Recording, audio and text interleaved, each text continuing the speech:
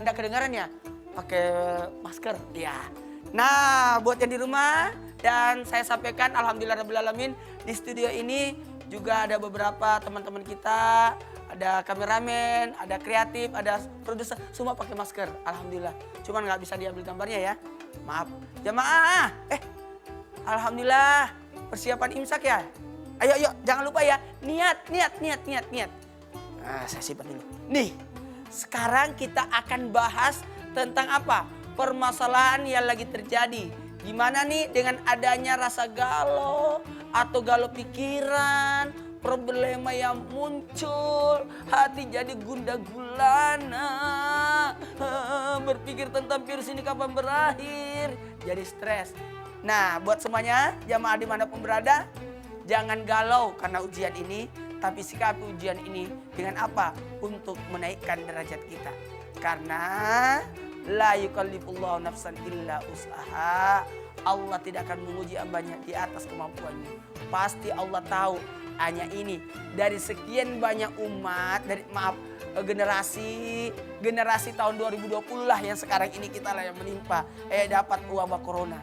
Ya, sampai barulah ada kejadian bandara ditutup, daerah ada yang negara yang di lockdown. Tapi kalau kita kan PSBB, ya inilah dimana kita baru kejadian, kita dengar azan untuk perintah untuk salat di rumah. Tapi ada yang mengiris hati kita. Apa yang mengiris hati kita?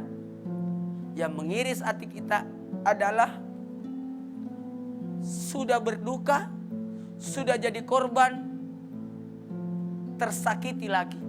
Apa itu? Banyaknya kejadian jenazah ditolak untuk dikuburkan. Coba bayangkan kalau itu yang terjadi pada diri kita. Bayangkan kalau itu adalah keluarga kita yang ditolak. Hati-hati. Bagaimana hukumnya bagi orang yang tidak menerima jenazah? Terima kasih banyak. Majelis Ulama Indonesia sudah mensuarakan, sudah menyampaikan untuk tidak boleh menolak jenazah. Karena ingat, ada kewajiban muslim atas jenazah. Ada haknya muslim. Ada haknya jenazah atas manusia. Hukumnya adalah fardu kifayah. Kata fardu kifayah ini kalau tidak dilakukan maka berdosa semua manusia. Kenapa dikatakan berdosa pada manusia? Karena ini adalah fardu kifayah. Kalau fardu ain, kalau tidak dilakukan berdosa satu orang. Tapi kalau ini fardu kifayah, semua kena dosanya. Tapi kalau sudah ada yang menggugurkan kewajiban itu, maka gugurlah kewajiban atas semuanya. Itulah kategori hukumnya. Makanya ada kewajiban. Kewajiban kita kan udah tahu. Bagaimana kita memberikan satu, menjawab salam, mendoakan orang bersin, menghadiri undangan, menghibur orang berduka. Berarti ada sesuatu yang kita langgar. Apalagi hak jenazah ada 4. Kalau orang mati ada 4 haknya. Sudah lihat cincin saya. Ada 4 haknya jenazah. Nih supaya tidak aneh ya. Ini lagi di rumah serius banget. Yang 1, haknya jenazah dimandikan, dikafani, disalati, dikuburkan. Mandikan jenazah itu untuk kesuciannya. Kemudian kafani untuk menutup auratnya.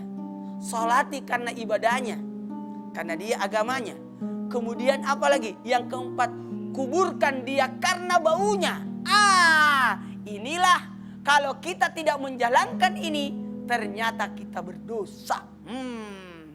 Maka sebenarnya orang-orang yang menolak penguburan itu, maaf, hanya sekedar mengingatkan kondisi saat ini. Maaf tanpa menggurui, mereka sudah jatuh kategori menzalimi jenazah.